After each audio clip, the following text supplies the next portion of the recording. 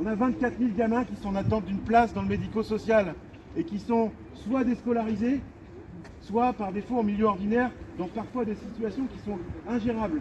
Eux, ils en font les frais en premier lieu, les collègues enseignants, les collègues AESH et les familles.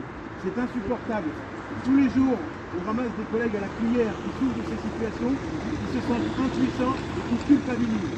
C'est pour ça qu'on n'en peut plus, c'est pour ça qu'on voulait marquer le coup. Aujourd'hui, en France, je disais 24 000 en Mayenne, c'est 200 élèves qui sont en attente d'une place dans le médico-social, donc IME, ITEP, SATED.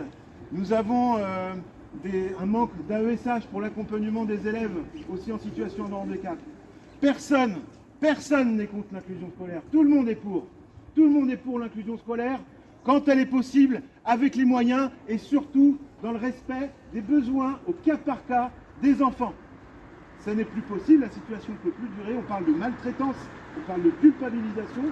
Aujourd'hui, nous allons interpeller la préfète représentante de l'État du département, puisque l'Éducation nationale n'a aucune réponse à nous apporter, si ce n'est démerdez-vous. Démerdez-vous dans les classes. Et c'est nous qui en portons en plus la responsabilité, avec des situations parfois qui sont dangereuses vraiment, en premier lieu pour les enfants.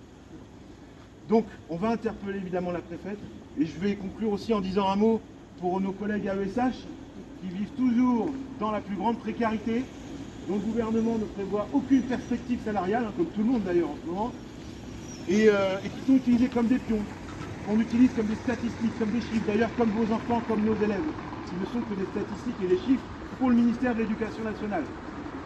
Demain, si le gouvernement met à terme son projet de budget, c'est 4 000 suppressions d'enseignants qui sont prévues.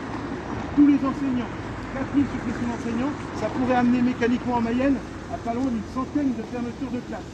On a des enfants en situation de handicap pour lesquels ça se passe très bien, même parfois malgré le non-respect de l'orientation dans le médico-social.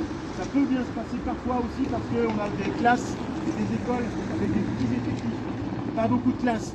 Demain, s'ils mettent en œuvre leur plan de destruction de l'école, la situation elle est déjà catastrophique. Je n'ai pas les termes, je n'ai pas l'adjectif à utiliser pour qualifier ce qui risque de se passer si le gouvernement va au bout de ce budget. Donc merci.